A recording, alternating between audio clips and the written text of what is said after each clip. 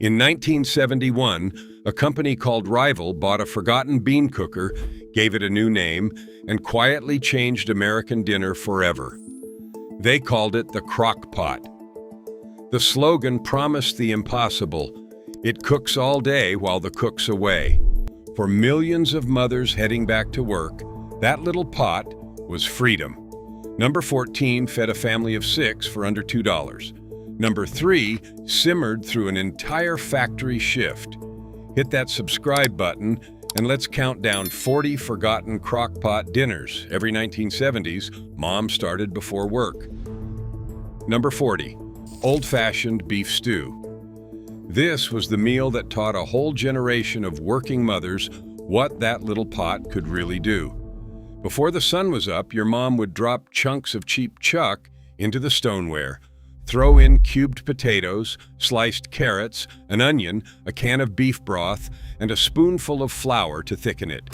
She'd set it on low, snap the lid down, and walk out the door to her shift. 8 hours later, that same tough $2 chuck had turned fork tender. The potatoes had melted at the edges, and the broth had gone thick and dark and savory. The smell hit you the second you walked in from school. Nobody stood over a stove. Nobody watched a pot. The stew cooked itself while the house was empty, and it was waiting, hot and finished, when the family finally sat down together. A pound of stewing beef ran about 80 cents in 1974, and that pot fed 6 with leftovers for tomorrow. The secret was the very toughness of the meat, the cheap chuck full of connective tissue that most people ruined by cooking it fast and hot. Slow and low was exactly what it needed. Those long hours dissolved the collagen into gelatin and gave the broth a silky body that no expensive tender cut could match. Your mom learned quickly that the cheaper the beef, the better it did in that pot, which felt like a small miracle to a family counting every dollar. It was the first meal that proved a mother could work all day and still put a real supper on the table. Number 39, vegetable beef soup. When money got tight near the end of the month, this was the meal that stretched almost nothing into a full pot. Your mom would brown a half-pound of ground beef the night before, then in the morning scrape it into the crock with a can of tomatoes, a handful of frozen mixed vegetables, a diced potato, an onion, and water to fill it. She'd salt it, cover it, and leave it on low for the whole workday. By evening, the kitchen windows had fogged over and the broth had turned deep and meaty, tasting like it had simmered on a farmhouse stove all afternoon, which, in a way, it had. This was the clean-out-the-crisper meal, the one that used the limp celery and the soft carrots nobody else wanted. A half-pound of hamburger cost maybe 50 cents. The vegetables were whatever was there, and every bowl carried a little bit of everything. Served with saltines or a wedge of buttered bread, it fed the whole family and asked almost nothing in return. Number 38. Chili con carne. Chili and the crock-pot were made for each other, and your mom knew it. A pound of ground beef browned and drained, a can of kidney beans, a can of tomatoes, a diced onion, chili powder, salt, and a shake of cumin, all dumped into the pot before she left in the morning. It simmered low and slow for 9 hours, and the longer it went, the better it got, the flavors marrying into something no 30-minute stovetop version could match. When she got home from work, all she had to do was ladle it out. A pot of chili lasted 3 days and tasted better on the second than the first. Some families spooned it over rice to stretch it further. Some crumbled crackers on top. Some laid it over a split hot dog and called it a chili dog. A pound of hamburger and a couple of cans of beans fed the whole table for under $1.50. There was a reason chili showed up at every school fundraiser, every fire hall supper, every church basement gathering in America during those years, and the reason was almost always a row of crock pots humming along a folding table, keeping the chili hot and getting richer by the hour. It was the ultimate feed-a-crowd food, forgiving and flexible, easy to double or triple. Your mom kept the ingredients on hand precisely because they never spoiled and always came together into a meal. It was cheap, it was filling, and it was the kind of meal a tired mother could serve without lifting a single pan at the end of a long day. Number 37, Swiss steak. Round steak was tough and cheap, the cut nobody wanted because it chewed like a belt if you cooked it wrong. But the Crock-Pot didn't care about tough.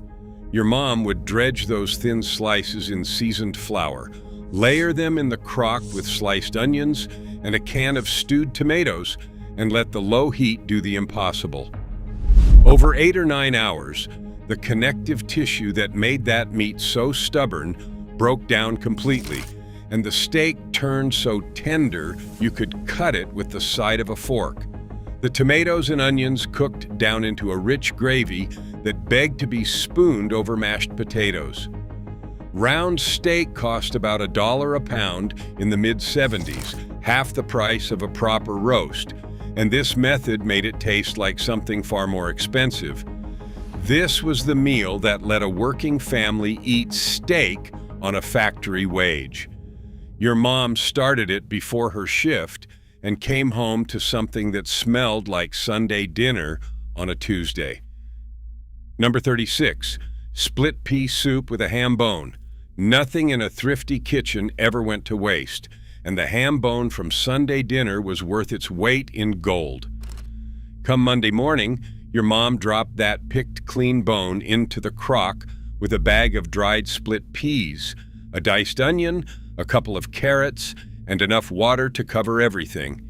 She set it on low and left it.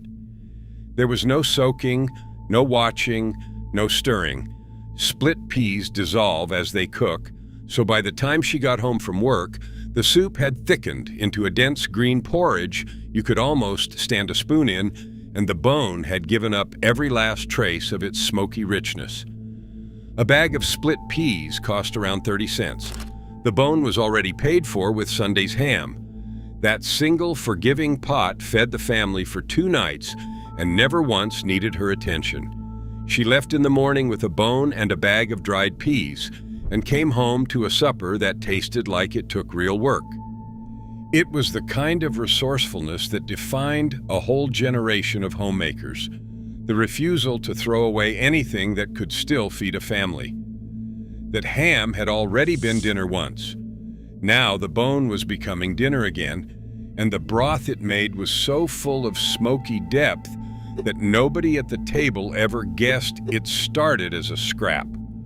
Split pea soup was cafeteria food and farmhouse food and everything in between, and in the crock-pot it became almost effortless, cooking itself into something hearty while she was miles away at work. Number 35, beef barley soup. This was the soup that filled you up and kept you full, the kind of meal that mattered on cold, Midwestern nights when the wind rattled the storm windows. Your mom would brown a little stew meat, then load the crock with beef broth, a handful of pearl barley, sliced mushrooms if she had them, carrots, celery, and onion. The barley was the secret. As it cooked through the long, slow day, it swelled and released its starch, turning thin broth into something thick and hearty and deeply satisfying. Barley cost pennies and did the work of a much more expensive meal, stretching a small amount of beef across a whole pot. When she came home, the soup had turned into a stew so substantial that a single bowl and a slice of bread was a complete supper. It was humble food, farm food, the kind nobody photographed and everybody remembered. And it had cooked itself to perfection while the house sat empty all day. Number 34, Sloppy Joes. On the busiest weeknights, when there was barely time to breathe, the Crock-Pot made Sloppy Joes almost effortless. Your mom browned a pound of ground beef in the morning, or sometimes even the night before, then stirred it into the crock with a diced onion, ketchup, a spoonful of brown sugar, a splash of vinegar, and a squirt of mustard. She set it on low and forgot about it. All day the meat sat in that sweet and tangy sauce, thickening and deepening until it was exactly the right consistency to pile onto a hamburger bun without falling apart. When the family came home hungry, dinner was just a matter of toasting some buns and spooning the meat on top. Kids loved it. It was messy in the best way, the kind of meal you needed 2 napkins for. A pound of hamburger and a bottle of ketchup fed 6 children with room to spare. It looked like fun and cost almost nothing, and it waited patiently in that warm pot until everybody was ready to eat. Number 33, sauerkraut and smoked sausage. In the German and Polish neighborhoods of the industrial North, this was a weeknight institution. Your mom would rinse a bag or jar of sauerkraut, spread it across the bottom of the crock, nestle rings of smoked sausage or kielbasa down into it, and sometimes tuck in a peeled potato or 2 and a spoonful of brown sugar to cut the tang. Then it went on low for the whole day. The kraut softened and mellowed, losing its sharp bite, and the sausage perfumed the entire pot with garlic and smoke, its fat rendering down into the sauerkraut until the 2 became one dish. A ring of smoked sausage cost about $1 and could feed the family. Kraut was cheap and kept forever. For a working mother, there was almost no knife work and no fuss, just 3 things in a pot and a low setting. She came home to a supper that filled the kitchen with the smell of the old country and reminded everyone of a grandmother they may never have met. In the mill towns of Pennsylvania and the neighborhoods of Milwaukee and Chicago, this was the dish that carried a family's heritage on an ordinary weeknight. It crossed no fancy lines and needed no explanation. You served it with a crusty roll and a smear of mustard, and it warmed a working man to the bone after a cold shift. The tang of the kraut and the smoke of the sausage was a flavor stamped into the memory of anyone who grew up in those homes, and the crock-pot made it a meal a busy mother could set and forget. First, pattern break. Here is where the story gets interesting. That little brown pot did not come from nowhere.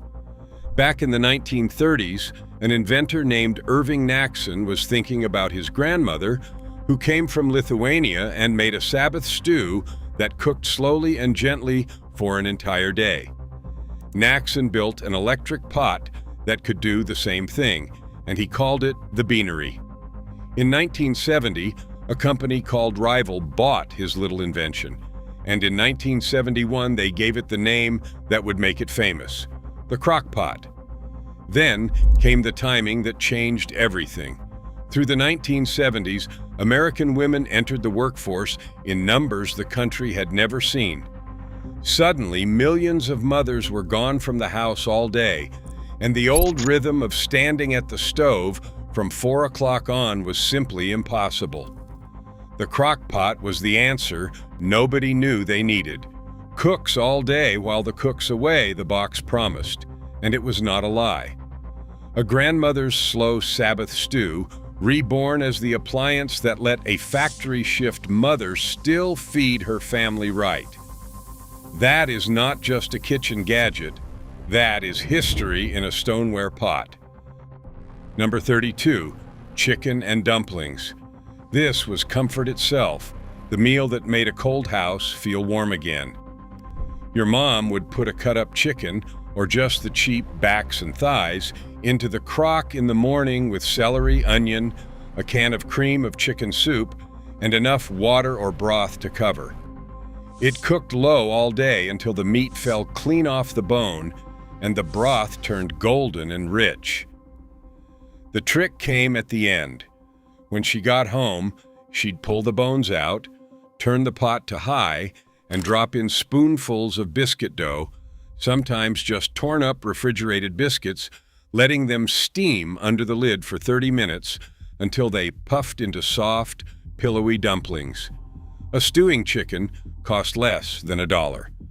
This was the meal Southern grandmothers made when someone was sick or grieving.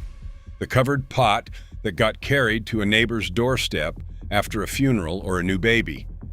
It was care, made edible, the food you made for people you loved. And now a working mother could make it too, starting it before dawn and finishing it with 15 minutes of easy work at the end of the day. There was something almost magical about lifting the lid to find those dumplings had puffed up, shaped and pale, floating in golden broth, ready to fall apart on the tongue. Every bite tasted like being taken care of. Number 31, stuffed cabbage rolls. In Polish, Hungarian, and Ukrainian kitchens across the country, this was Sunday food that the crock-pot turned into weeknight food. Your mom would boil a head of cabbage just long enough to peel off soft leaves, then wrap each one around a filling of ground beef, rice, and onion, rolling them into tidy little bundles. She'd stack the rolls in the crock, pour tomato sauce over the top, and let them cook low and slow for the whole day. The long, gentle heat was perfect for them. The cabbage went silky, the rice cooked through inside the meat, and the tomato sauce soaked into everything until the whole thing tasted like 100 years of tradition. Rolling the cabbage took a little morning effort, but once they were in the pot, they needed nothing. A pound of hamburgers stretched by rice and wrapped in a cheap head of cabbage fed the whole family. She came home to a supper that looked like she'd spent all day in the kitchen, when really she'd spent all day at work. Number 30, navy bean soup. If any single dish proved what the crock-pot was built for, it was a pot of beans.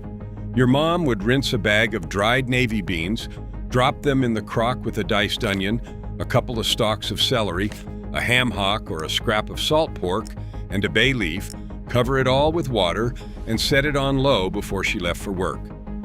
Dried beans that would take hours of babysitting on a stovetop simply cooked themselves in that pot. No soaking required, no boiling over, no scorching. By evening, the beans had burst open and thickened the broth into a creamy white soup that tasted far richer than its handful of cheap ingredients. A 2-pound bag of navy beans cost about $1 and made enough soup to last most of the week. This was Senate cafeteria food, church basement food, the taste of America getting by. In fact, the United States Senate dining room has served navy bean soup nearly every single day for more than a century, which tells you everything about how deeply this humble bowl runs through American life. Every senator who ever grew up poor recognized it as the taste of home. Your mom did not need a fancy recipe, just beans, an onion, a scrap of pork, and thyme. She left it on low and let the day do the cooking. And by the time she dragged herself in from work, the beans had turned into a soup so creamy and rich, it seemed impossible it came from a bag that cost $1. And for a working mother, it was the meal that required nothing but a full pot and a low setting. Number 29, beef stroganoff. This one felt fancy, and that was the whole point. Your mom could serve something that sounded like a restaurant dish on a weeknight, all because the crock-pot did the hard part.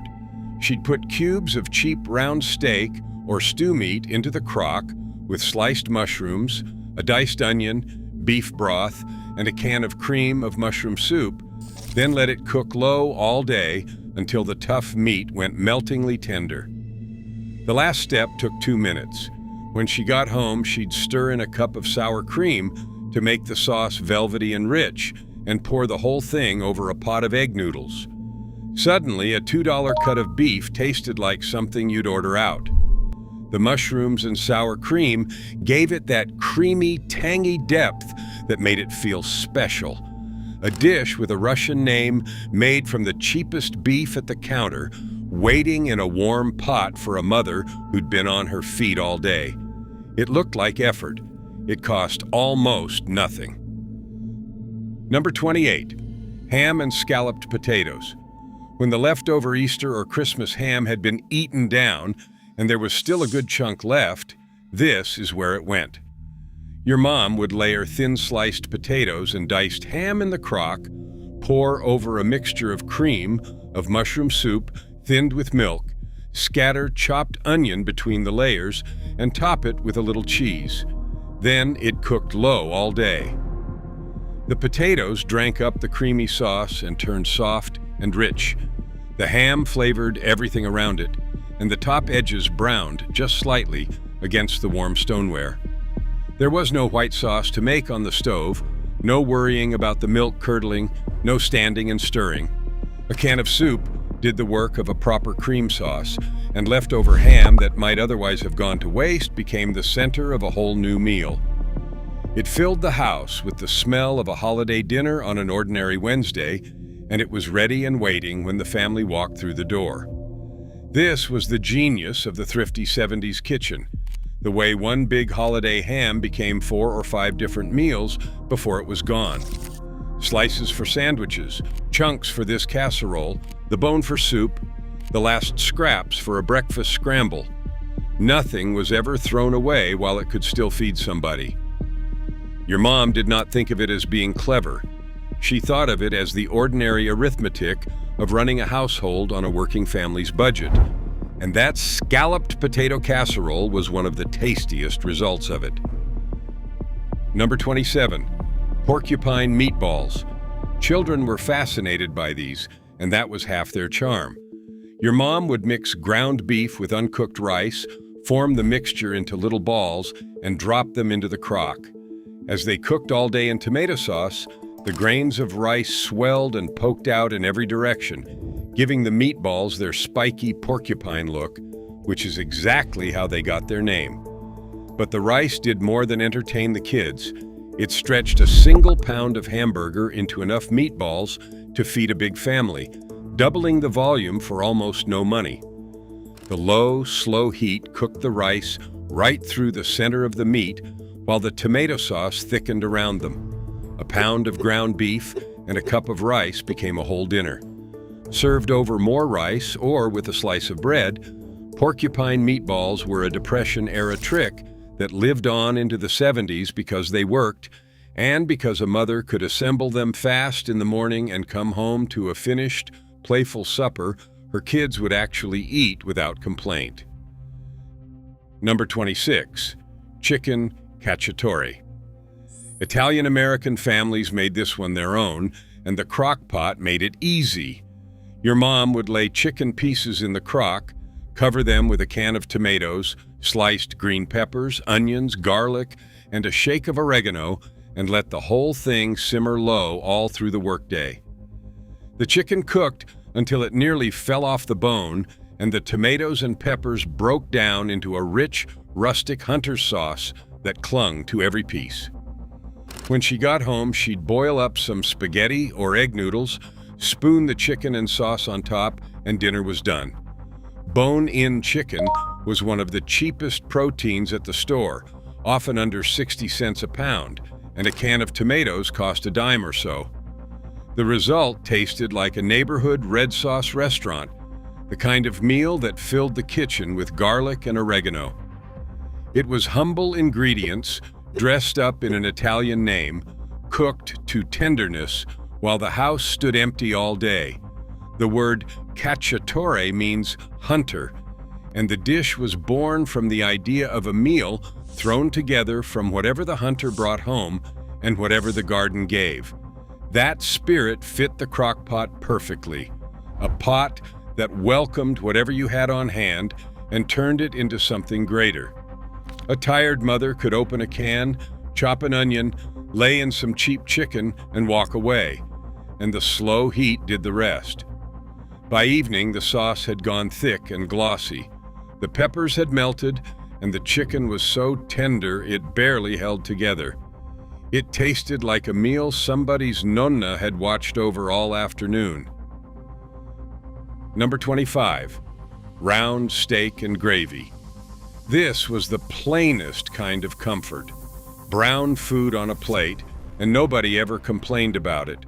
Your mom would season slices of cheap round steak, brown them quickly in a skillet in the morning if she had 2 minutes, then lay them in the crock over sliced onions and pour a can of cream of mushroom soup over the top, sometimes with a packet of onion gravy mix.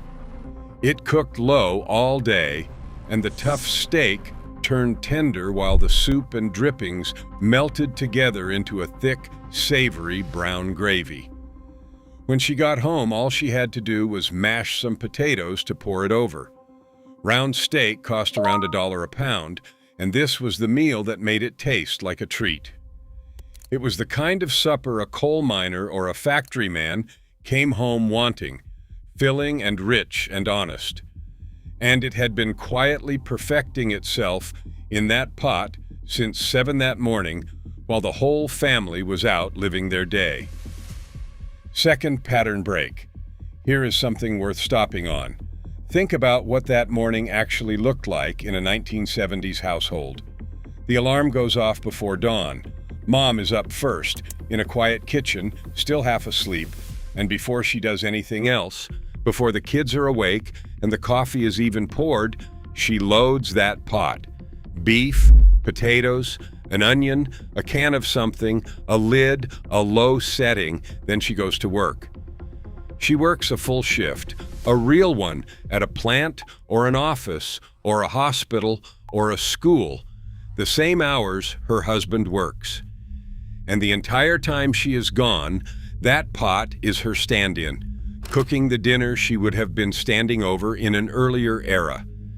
This is what nobody tells you about the Crock-Pot. It did not just make cooking easier, it made a new kind of life possible. It let a woman earn a paycheck and still put a hot homemade meal in front of her children without splitting herself in two. That little pot carried the weight of a changing country, and it did it without a word of thanks. Number 24, American goulash. Do not confuse this with anything Hungarian. American goulash was its own creature, born in thrifty kitchens across the Midwest, and every family had a slightly different version. Your mom would brown a pound of ground beef, then load the crock with the meat, elbow macaroni, a can of tomato sauce, a can of diced tomatoes, a diced onion, and a shake of Italian seasoning. Some cooks added the macaroni dry at the start with extra liquid. Others stirred it in cooked near the end so it wouldn't turn to mush. Either way, by supper time the whole thing had melded into a thick, saucy, comforting one-pot meal that tasted like every casserole your mother ever made rolled into one. A pound of hamburger and a box of macaroni fed a crowd for pocket change. It was the definition of stretching a dollar, filling and familiar, the kind of dinner kids asked for by name. And it sat in that warm pot all afternoon, getting better by the hour. Number 23, grape jelly meatballs. It sounds like something a child dreamed up, but this was a real 70s staple, and it worked. Your mom would drop frozen or homemade meatballs into the crock and pour over a sauce made from nothing but a jar of grape jelly and a bottle of chili sauce, stirred together. That was it. As the meatballs cooked low all day, the jelly and chili sauce melted into a sweet, tangy, glossy glaze that coated every one. It became famous as a party appetizer, the thing that showed up in a crock-pot at every potluck and cocktail hour in America. But smart mothers knew it made a perfectly good weeknight dinner too, spooned over a bed of white rice to stretch it and soak up the sauce. 2 cheap grocery items and a bag of meatballs became a meal that tasted like far more than the sum of its parts. It was the kind of recipe that got scribbled onto an index card and passed between neighbors, too easy and too good to keep to yourself. Number 22, pinto beans and ham hock. Down through Appalachia and across the rural South, this was the meal that built generations. Your mom would rinse a bag of dried pinto beans, drop them in the crock with a smoked ham hock, a diced onion, salt, and water. and set it on low before she left for work. The ham hock was almost all bone and skin and cartilage, the cheapest thing at the butcher counter, but over those long, slow hours, it released collagen and deep, smoky flavor into the pot until the broth turned rust-colored and rich. The beans drank it all in. By supper, the beans had softened at the edges, thickening their own liquid into a dark, savory pot liquor that tasted like it took a fortune to make. It cost almost nothing. A bag of pintos ran under $1, and the hock was a scrap the butcher nearly gave away. Served with a wedge of cornbread crumbled right into the bowl, this was a full, honest supper that had cooked itself all day while the family worked. In coal country and mill country, this was not an occasional meal, but a way of life, appearing on the table 5 and 6 nights a week in homes that could not afford anything else and never once complained about it. The beans were cheap, filling, and packed with the protein that hard-working bodies needed. Sliced raw onion went on the side, a splash of vinegar or hot sauce brightened the pot for those who liked it, and the cornbread soaked up every last drop. It was poverty cooking raised to something close to art, and the Crock-Pot made it possible without anyone standing at the stove. Number 21. Corned beef and cabbage. Once a year in March, it was tradition, but plenty of families made it whenever corned beef went on sale, and the Crock-Pot was the perfect way. Your mom would settle a corned beef brisket into the crock with its little packet of pickling spice, add water to cover, and let it cook low all day until the notoriously tough cut turned tender and sliceable. In the last hour or two, she'd add wedges of cabbage, chunks of potato, and carrots right into the same pot, letting them cook in the salty, spiced broth. When she got home, the whole meal was done in one vessel. The brisket carved into pink, tender slices, and the vegetables came out soft and flavored through with the corned beef's brine. It was a one-pot feast that looked like a celebration and required almost no hands-on work. The house smelled of spice and simmering beef, and a tough, cheap brisket became the centerpiece of a meal worth gathering around. Number 20.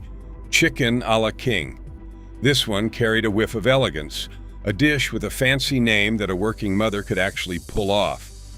Your mom would put cut-up chicken into the crock with a can of cream of chicken soup, a little milk, diced pimentos for those cheerful red flecks, and sometimes mushrooms and peas. It cooked low all day until the chicken was falling apart tender, and the soup had turned into a rich, creamy sauce studded with color. The finishing move was simple.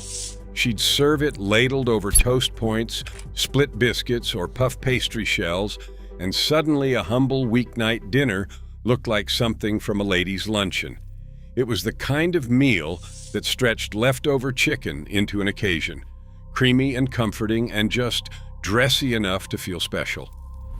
A can of soup and some pantry staples did all the heavy lifting. She came home from work, made a little toast, and set down a supper that looked like she'd fussed over it for hours. Number 19, Salisbury steak. Farmers had a name for it. They called it poor man's steak, and it fed families who could not afford the real thing. Your mom would mix ground beef with breadcrumbs, an egg, and a little onion, shape the mixture into oval patties, and settle them into the crock. Over the top went a can of cream of mushroom soup, sometimes with a packet of onion soup mix and sliced onions, and it all cooked low and slow through the day. The patties held together and cooked through gently, and the soup and drippings became a thick brown gravy loaded with onion and mushroom flavor. When she got home, she piled the patties and gravy over mashed potatoes or egg noodles, and it ate like a steak dinner at a fraction of the price. A pound of hamburger became a hearty, satisfying meal that looked and tasted far more expensive than it was. It was the everyday genius of 70s home cooking, dressed up just enough to feel like a treat. Number 18, minestrone. When the garden was giving or the crisper was full, this Italian vegetable soup put everything to use. Your mom would load the crock with a can of tomatoes, beef or chicken broth, a drained can of kidney or white beans, diced carrots, celery, onion, zucchini, and whatever else needed using up, seasoned with garlic and a little oregano. It cooked low all day into a thick, hearty vegetable soup, and near the end, she'd stir in a handful of small pasta. To finish, what came out was a soup so full of beans and vegetables and pasta that it ate like a meal, not a starter. It was cheap, endlessly flexible, and different every time depending on what was in the house. A few vegetables, a can of beans, and a handful of pasta fed the whole family for almost nothing. Served with crusty bread and a sprinkle of Parmesan, it was the kind of soup that made a plain Tuesday feel a little warmer. Italian immigrant families had always made a soup like this to use up whatever was left at the end of the week, a pot that changed with the seasons and never tasted exactly the same twice. That was part of its charm. No two batches were identical, which meant no two nights felt exactly alike either. Your mom could clean out the vegetable drawer, empty a can of beans, toss in a fistful of pasta, and turn what might have gone to waste into a nourishing supper for the whole family. And it asked for nothing but a full pot and a low setting. Number 17, beef tips and noodles. This was the meal that made cheap beef feel like a splurge. Your mom would put cubes of stew meat or sirloin tips into the crock-pot with beef broth, a can of cream of mushroom soup, a packet of onion soup mix, and sliced onions, then let it cook low all through the workday. The tough little pieces of beef surrendered completely over those long hours, going tender and rich, while the soup and broth reduced into a deep, glossy brown gravy. All she had to do at the end was boil egg noodles to pile it over. The gravy soaked into the noodles, so every forkful carried both the tender beef and that savory sauce. Cheap cubed beef, a couple of pantry cans, and a low setting turned into a supper that tasted like a special occasion. It was rib-sticking, satisfying food, the kind that filled up hungry teenagers and working men alike.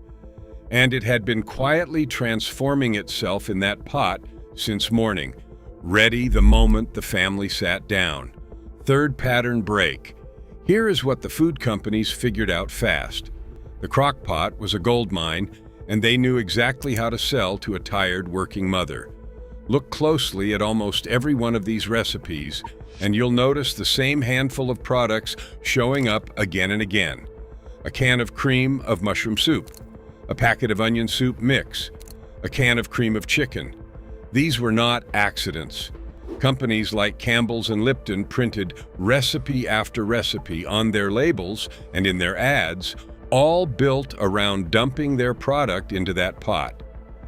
And it worked because it was genuinely convenient and because a woman coming home exhausted was not going to make a bechamel from scratch. But here is the quiet truth. That can of cream soup was mostly cornstarch, salt, and a little dried mushroom, sold to you for far more than it cost to make. Your grandmother's own white sauce, a little butter, flour, and milk, took 5 minutes and cost pennies. The companies did not sell you food. They sold you the feeling of having one less thing to think about at the end of a very long day. And in the 1970s, that feeling was worth a fortune. Number 16, chicken and rice. Simplicity itself and a lifesaver on the nights when there was no energy left for anything. Your mom would put chicken pieces into the crock pot with a cup of rice, a can of cream of chicken soup, a can of broth, and a little seasoning, then set it and leave. All day, the rice drank up the chicken-flavored liquid, and the meat cooked until it slid off the bone. By evening, It had become a creamy, comforting chicken and rice casserole without a casserole dish in sight. There was no measuring at the end, no timing, no fuss. Just open the lid and serve. It was the meal a mother could practically make in her sleep, and it came out the same reassuring way every time. Cheap, bone-in chicken and a handful of rice fed the family for next to nothing. It was mild and warm and easy on everyone, the kind of dinner that never impressed anybody and never disappointed them either. For the pickiest children and the most tired parents, that reliability was worth more than any fancy flavor. It was the meal that got made on the hardest days, the days when there was no energy left to think, when the only thing a mother could manage was to dump a few things in a pot before dawn and trust it to come out fine. And it always did. That was the quiet gift of the Crock-Pot, that it turned even a bone-tired morning into a finished dinner. It had been cooking itself all day, waiting patiently for a house that had been empty since morning. Number 15, red beans and rice. Straight out of New Orleans came a dish built for exactly this kind of cooking. Traditionally, Monday was wash day in Louisiana, and a pot of red beans went on the back burner to simmer untended while the laundry got done. The Crock-Pot was that back burner made modern. Your mom would put dried red kidney beans in the crock with a smoked sausage link, a diced onion, a green pepper, a stalk of celery and seasoning, cover it with water, and leave it on low all day. The beans cooked down creamy, the sausage gave up its smoky soul into the broth, and the whole pot turned rich and deeply flavored with no work at all. Served over a scoop of white rice to stretch it even further, it was a full, satisfying meal for a few dollars a pot. Louis Armstrong loved this dish so much, he signed his letters after it. For a working mother, its beauty was in being completely unattended. She started it before work and came home to a taste of the Crescent City. Number 14, lentil soup. Of everything on this list, few meals gave more for less. Your mom would rinse a bag of dried lentils, drop them in the crock with a diced onion, a couple of carrots, a stalk of celery, a can of tomatoes, and a scrap of ham or a little garlic, then cover it with water and set it on low. Lentils were the miracle bean, needing no soaking and cooking down in the slow heat into a thick, earthy, stick-to-your-ribs soup. By evening, the whole pot had turned into a hearty stew that filled you up and kept you full for hours. A bag of lentils cost under $1 and fed the family for 2 days. And though nobody in that kitchen was thinking about it, lentils were quietly packed with protein, fiber, and iron, doing more for the family's health than any expensive cut of meat. It was peasant food in the best sense, the kind of humble, nourishing supper that had fed hard-working people for centuries, now cooking itself in a pot while Mom was at work. What makes it a little heartbreaking is how completely it has vanished from the American table. We traded a pot of lentils that cost under $1 and nourished a whole family for expensive convenience food that does a fraction of the job. The families who ate this soup did not need a nutrition label to tell them it was good for them. They could feel it in how full and steady they felt afterward, how it carried them through a long, cold evening. It was cheap, it was healthy, and it practically cooked itself, and somehow we let it slip out of memory entirely. Number 13, cheesy potato soup. On a cold night, this was pure comfort in a bowl. Your mom would fill the crock with diced potatoes, a chopped onion, chicken broth, and salt, and let it cook low all day until the potatoes were falling apart soft. When she got home, she'd mash some of them right in the pot to thicken the broth, then stir in milk or a can of evaporated milk and a couple of handfuls of shredded cheese until the whole thing turned creamy, golden, and rich. A few potatoes, an onion, and some cheese made a pot of soup that could feed the whole family for $1 or $2. It was soft and easy to eat, the kind of thing that warmed you from the inside out after a raw winter day. Some families crumbled bacon or crackers on top, others just ate it plain with bread. Either way, it was cheap, filling, and endlessly comforting.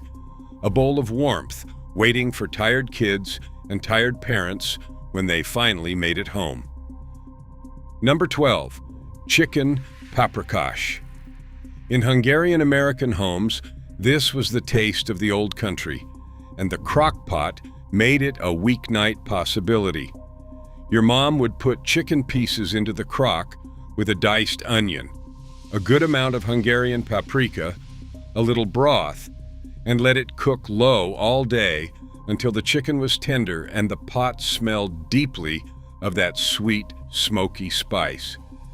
The finishing touch came at the end, when she stirred in a container of sour cream to turn the cooking liquid into a rich, rosy, velvety sauce. Poured over buttered egg noodles or dumplings, it was a dish that tasted like a grandmother's Sunday kitchen. Cheap chicken and a jar of paprika became something that felt festive and special. The sour cream gave it that unmistakable tang, and the paprika gave it its glowing color.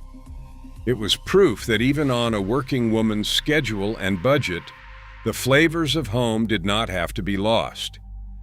She came home from her shift and finished a dish generations old with 2 minutes of stirring. Number 11. Spanish beef and rice. This was the pot that brought a little brightness to the weeknight table. Your mom would brown a pound of ground beef, then load the crock with the meat, a can of tomatoes, a diced onion and green pepper, and a shake of chili powder and cumin, letting it cook low all day. Near the end, she'd stir in rice to cook through in the flavorful liquid, or serve the whole savory, tomatoey mixture over rice cooked separately. Either way, a pound of hamburger and a can of tomatoes stretched into a big, colorful, satisfying pot that fed a crowd for pennies a serving. It had a little warmth from the spices, a little sweetness from the peppers, and the kind of bright tomato tang that made a plain supper feel lively. Kids ate it happily, and there was always enough for lunch the next day. It was the 70s working mother's version of a fiesta on a factory budget, cooked to perfection while she was away and ready the moment she walked in. Number 10. Unstuffed cabbage roll soup. Some clever mother somewhere realized that all the flavor of stuffed cabbage rolls could be had with none of the tedious rolling, and this soup was born.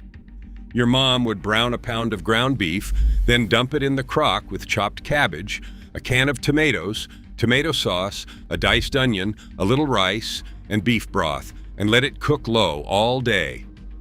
It became a hearty, tangy, filling soup that tasted exactly like the cabbage rolls her own mother used to fuss over for hours, but without a single roll to make. The cabbage went out and sweet, the rice thickened the broth, and the beef and tomato gave it real substance.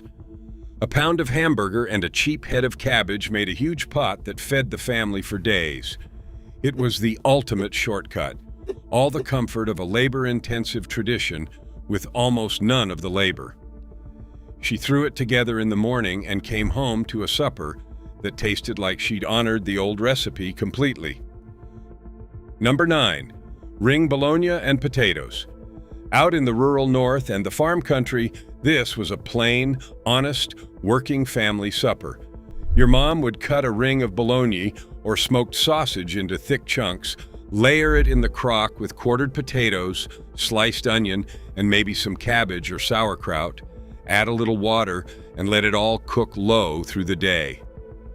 The bologna's fat rendered down and flavored the potatoes.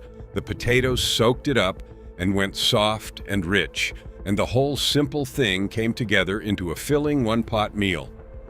Ring bologna was one of the cheapest meats at the store, and potatoes cost next to nothing, so this was a dinner that fed a big family on almost no money. There was hardly any knife work, nothing fancy, just a few humble ingredients thrown in a pot before work. It was the kind of unglamorous, sturdy supper that never showed up in a fancy cookbook, but showed up on countless kitchen tables, ready and warm when the family came home. Fourth pattern break. Here is the part that gets me. There is something almost magical about walking into a house where dinner is already made. Picture it. The kids come home from school to an empty house, but it does not feel empty because the whole place smells like a pot roast that's been going since morning. Mom comes home last, worn out from her shift, dreading the idea of starting dinner from scratch, and then she remembers. It's already done. It's been done for an hour. All she has to do is set the table. That pot did not just save money and time, it saved something harder to name. It saved a mother's last drop of energy for her family instead of her stove. It meant the difference between a real sit-down supper and everybody grabbing something separate and sad. And here is the quiet truth about all this humble food. Beans, potatoes, cheap cuts of beef, cans of soup, cooked slow and low all day, these meals were more nutritious and more nourishing than the frozen dinners that would eventually replace them. We had it figured out. Then we forgot. Number 8, barbecue pulled pork. Long before every restaurant sold it, working families were making tender pulled pork in a pot on the kitchen counter. Your mom would put a cheap pork shoulder, one of the least expensive cuts at the butcher, into the crock with a sliced onion, a little water or broth, and let it cook on low for 8 or 10 hours. That long, gentle heat was exactly what a tough, fatty shoulder needed.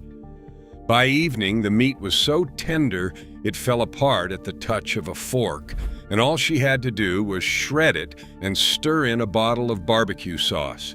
Piled onto hamburger buns, it made a supper that tasted like a summer cookout any day of the year. A pork shoulder cost very little per pound and fed the whole family with leftovers besides. It was smoky, sweet, tender, and satisfying, the kind of meal that felt like a treat but came from the cheapest meat in the case. She started it before work and came home to barbecue without ever lighting a grill. Long before pulled pork became a trendy restaurant menu item that people paid good money for, working mothers were quietly making it better and cheaper in their own kitchens. The Crock-Pot did what a barbecue pit did, low and slow heat over many hours, and it did it without smoke, without tending a fire, without any of the fuss. A cut of meat that was too tough and fatty for any quick cooking became the star of the table. It was proof, once again, that patience turned the cheapest ingredients into something people would swear cost a fortune. Number 7, chicken noodle soup. When someone was under the weather, or when the weather itself turned cold and gray, this was the pot that made everything a little better. Your mom would put a cut-up chicken into the crock in the morning with carrots, celery, an onion, and water, and let it simmer low all day until the meat fell off the bone and the broth turned golden and fragrant. When she got home, she'd pull the bones out, shred the meat back in, turn the pot up, and add egg noodles to cook through for the last little while. What came out was chicken noodle soup that tasted like nothing from a can ever could, deep and homemade and healing. A cheap whole chicken made a huge pot for a couple of dollars. It was the meal that said someone cared enough to make it, the smell that made a sick child feel looked after. And the beautiful part was that it had been building that flavor all day long while the house sat quiet, needing nothing but time. Number 6, tamale pie. This Tex-Mex favorite found a happy home in the crock-pot. Your mom would brown a pound of ground beef, then layer it in the crock with a can of tomatoes, corn, onion, chili powder, and beans, and spoon a cornmeal or cornbread batter over the top. As it cooked low all day, the meat and vegetables melded into a spicy, savory chili underneath while the cornmeal set into a soft, golden cornbread crust above. It was 2 dishes in one pot, the hearty chili and the tender bread that soaked up its juices. A pound of hamburger and some pantry staples fed the whole family with a meal that felt hearty and a little exotic. Kids loved the sweet cornbread against the savory chili beneath it. It was cheap, it was filling, and it looked like real effort when it came out of the pot. And it required nothing from a tired mother but the assembly in the morning, cooking itself into something special while she was away all day. Number 5. Ham hock and greens. Across the South, this was the pot that carried tradition and survival in equal measure.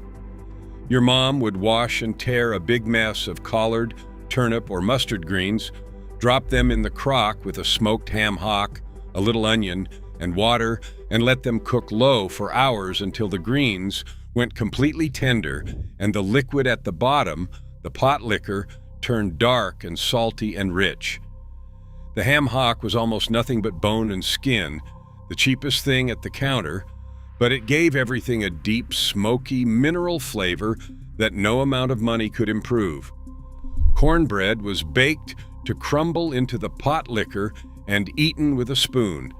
A bunch of greens cost a dime, and the hock was a scrap. Nutritionists now know that greens cooked this way hold on to remarkable amounts of iron and calcium, but the families who made them just knew it kept them strong. It cooked all day, unattended, and fed the family with the taste of generations. Number 4. Beef short ribs. This was the pot that turned the toughest, cheapest cut of beef into something that tasted downright luxurious. Your mom would put meaty short ribs into the crock with a sliced onion, beef broth, a little tomato or a splash of barbecue sauce, and let them cook low for the entire day. Short ribs were loaded with tough connective tissue and bone, which is exactly why they were so cheap and exactly why the Crock-Pot was perfect for them.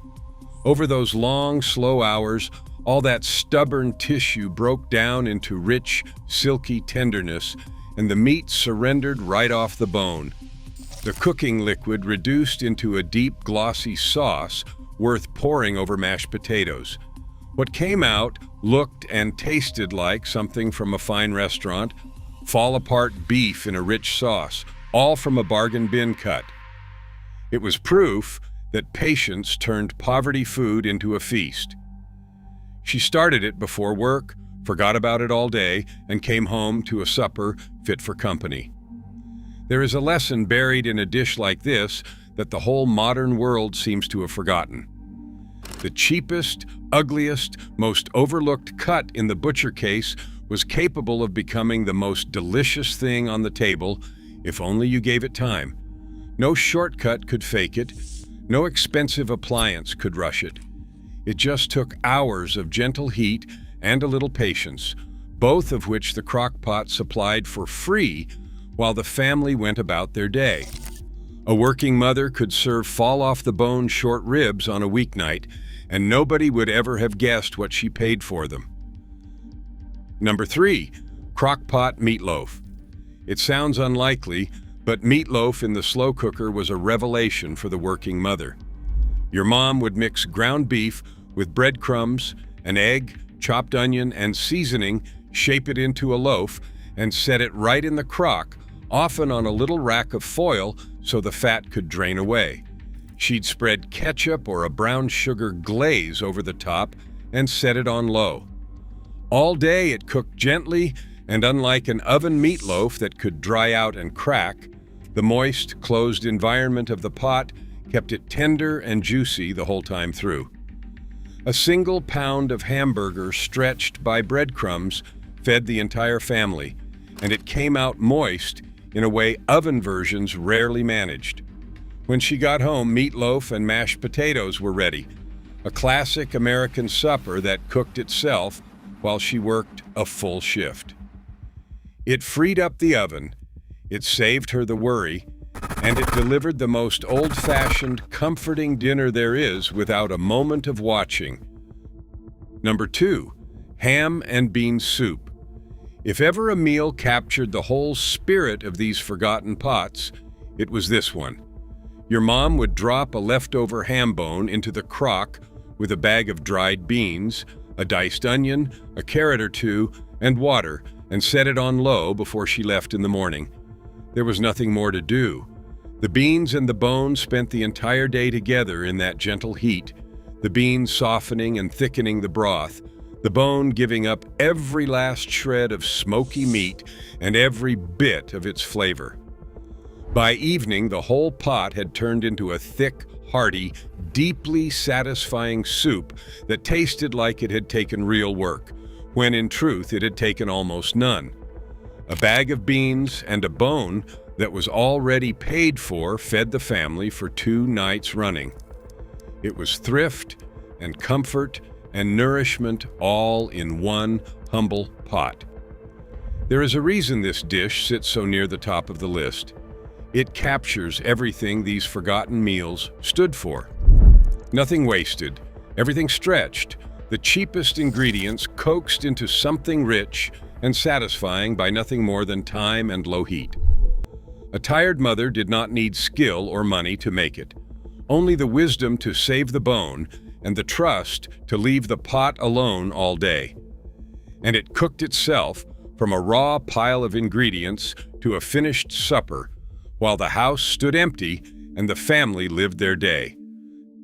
Number 1, Sunday pot roast that carried into Monday. At the very top of this list is the meal that started it all, the dish that made the Crock-Pot a household name. Your mom would take a cheap chuck roast, the toughest, most affordable cut in the case, and settle it into the crock before dawn.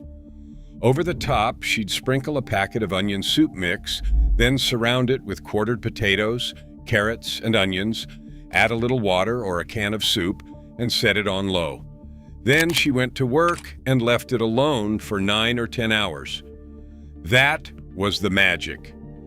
The connective tissue that made chuck so tough melted away over the long, slow day, leaving beef so tender it pulled apart with a fork, sitting in a rich brown gravy with vegetables that had cooked soft and sweet in the drippings.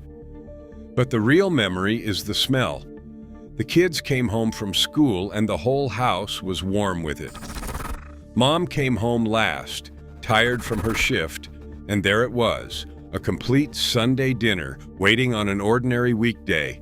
A $3 roast fed the family Sunday, and the leftovers came back Monday shredded into sandwiches or hash, so nothing was wasted. This was the meal that proved the promise on the box was true. It cooked all day while the cook was away. And it let a working mother give her family the one thing everyone remembers most, the feeling of coming home to a house that smelled like someone had been loving them all day long, even when she'd been gone since morning. Here's the challenge. Pick one of these and make it this week. Just one. The pot roast, the ham and bean soup, the pinto beans and ham hock. Load your pot before you leave in the morning and see what's waiting when you get home. Then come back and tell me in the comments which one you tried, because these weren't just recipes. They were how a whole generation of mothers held everything together. Your grandmother knew. Now you do too.